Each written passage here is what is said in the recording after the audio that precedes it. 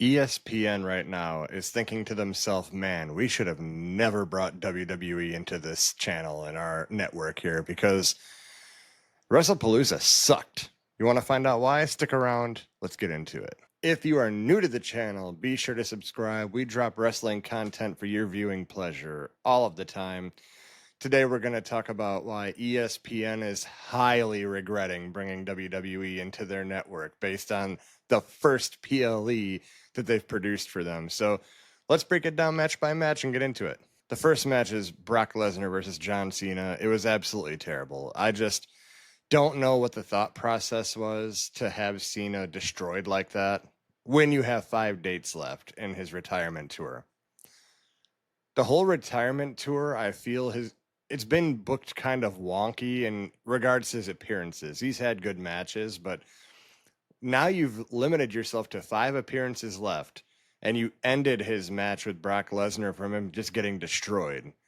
How do you build up to the rematch, especially if there is a rematch? I don't know if there will be a rematch or not, but all signs point that way. John Cena deserves so much more in this retirement tour.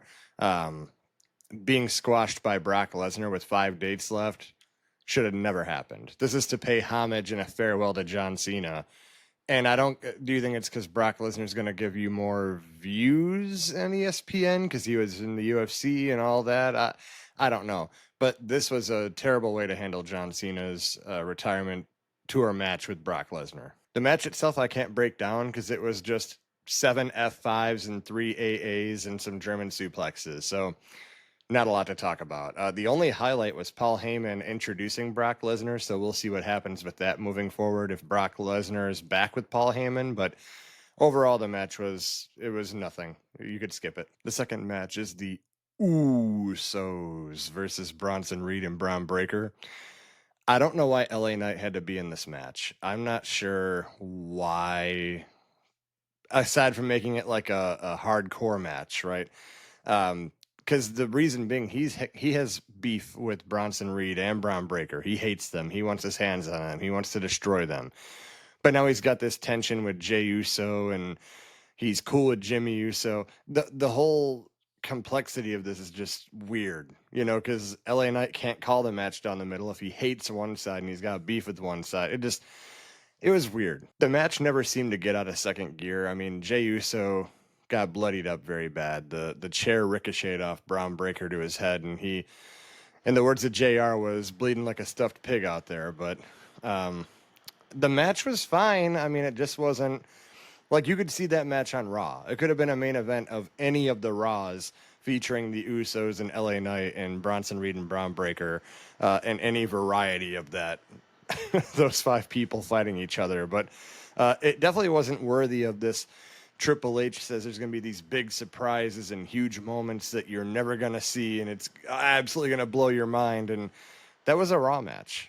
So far we have a complete squash that had no business being a complete squash, and we have a Raw match. So let's keep going through the matches and see where these big surprises are that Triple H was promising. Look, we need to talk about Stephanie Vaquer versus IYO SKY for the Women's World Heavyweight Championship. I don't know why I did it with my glasses. I thought it looked cool. But anyway, the match was immaculate. It was awesome. Nothing to complain about. All the spots they hit were just picture perfect. Stephanie Vaquer winning is no surprise. I mean, IYO SKY's got her plate full with Rhea and the Kabuki Warriors and all the stuff going on there. Stephanie Vaquer is also this fresh slate of all these feuds you've never seen before can happen now. Obviously, going into Crown Jewel, she'll be facing, I'm going to assume Tiffany Stratton's going to retain on SmackDown, but it's going to be that. And then War Games, we'll see if she's in a War Games match or if she's not in a War Games match, but you have a while to really get this right. Don't do the IYO SKY treatment and give her the title, and then you have no feuds or anything lined up for her for months. So let's get it right this time. You already have her next match is available. It's right there, the Crown Jewel Championship. War Games, we'll see what happens there. And then let's get her some TV time and get her some feuds that are worthy of her time. And I'm excited to see all of them. I mean, you have Liv Morgan coming back. You have Rhea Ripley there. You have Asuka, who's dominating as a heel.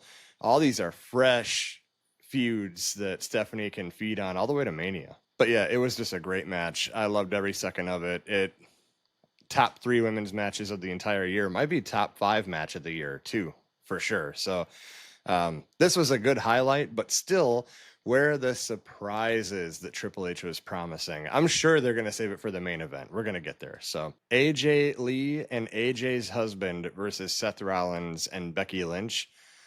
I know it's CM Punk, but he wore AJ's husband on his jacket, so we'll call him AJ's husband. The match was, for me, entertaining. There were some really good spots in the ring. You had the Shining Wizard spot, the sliced bread spot.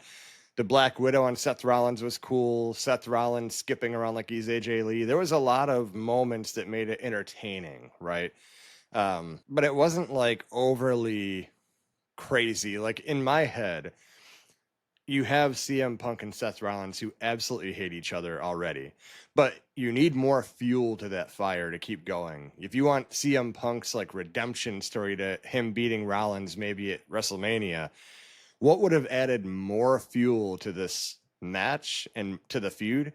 I would have pulled the trigger and had Seth Rollins stomp AJ Lee. I think that would have sent Punk into another stratosphere of pissed off, and that would have added so much to the feud. Or even having CM Punk get a little bit of comeuppance in GTS Becky Lynch. Either way, both would have really added something to this, but I understand why WWE wouldn't go that route. Either way, the match was good. I mean, it wasn't like, oh my God, this is a must-see match. But AJ Lee obviously shaking some of that ring rust off still, but she was fine and she'll get better.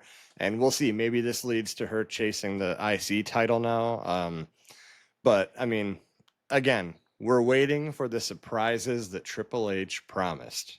They've got to be in the main event. Obviously, Randy Orton's coming back. So here's the main event. Cody Rhodes versus Drew McIntyre. And this is where the surprise happens. WWE promised it, and it happened. They let us down.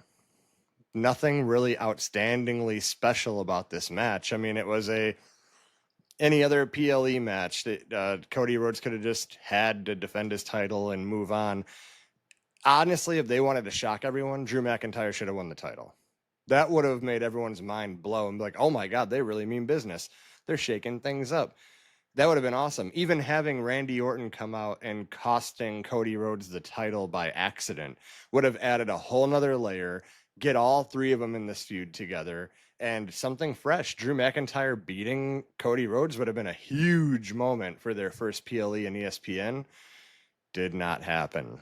So, again, the match was not boring. It was very good, but it's not like... I think our expectations were too high from what Triple H was trying to promise us. And then we just got let down. I mean, there were some cool spots. I'm not gonna lie. Even with the flipping Cody onto the outside steps, that was crazy. But it just wasn't like spectacular, right? So overall, I'm gonna give the event. I would give it a C minus. I mean, the only real good match you need to really go out of your way to see is the Women's World Heavyweight Championship match. If you want to see AJ Lee's return, like definitely check that out. It's an entertaining match, not like a classic in the ring, but a lot of things happened that made it really cool to see and entertainment wise. But the tag team match sucked. The Lesnar and Cena match was atrocious. I do not recommend going out of your way to see it.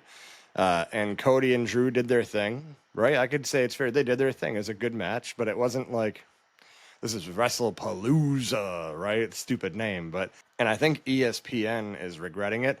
They have reviewed the event as a C.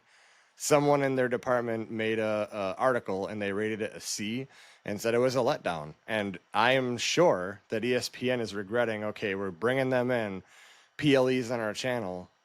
Oh, it's a letdown. It's a C. It's nothing good, right? It didn't make me say, hey, I want to go buy this subscription for $30. I got to pay $20 more to get the same product with more ad placements. I mean, the ring looked like a UFC ring for a while. I mean, Papa John's and Walmart and Boost Mobile. I don't know what was in there. There's like 12 or 13 logos in there. So I don't know. Hopefully this changes. Triple H's mindset moving forward as far as booking, because he is terrible at booking. I'm sorry, he is terrible. You can't change my mind. But maybe this will give him a kick in the butt that, like, hey, you're not good. It's a C. ESPN itself rated it a C. If you want people to watch this product, it's gotta be better. So we'll see what the future holds, but this was not a good introduction to WWE. If people are watching this for the first time, they're not going to come back. That's for sure. Overall, if you liked my opinions, drop it in the comments below. If you think I'm a psychopath and that everything I said is wrong, drop it in the comments below. Make sure you check out the video. I'm going to link it here at the end, but we did a round table, me and 3 of the best podcasters in the wrestling community. Broke down the current state of WWE. We rated it, talked about storylines, championships. Go check that out. It was an awesome video. Make sure you subscribe. We appreciate the support. We're almost at 1 million views, so I appreciate all your support, and we will see you on the next one.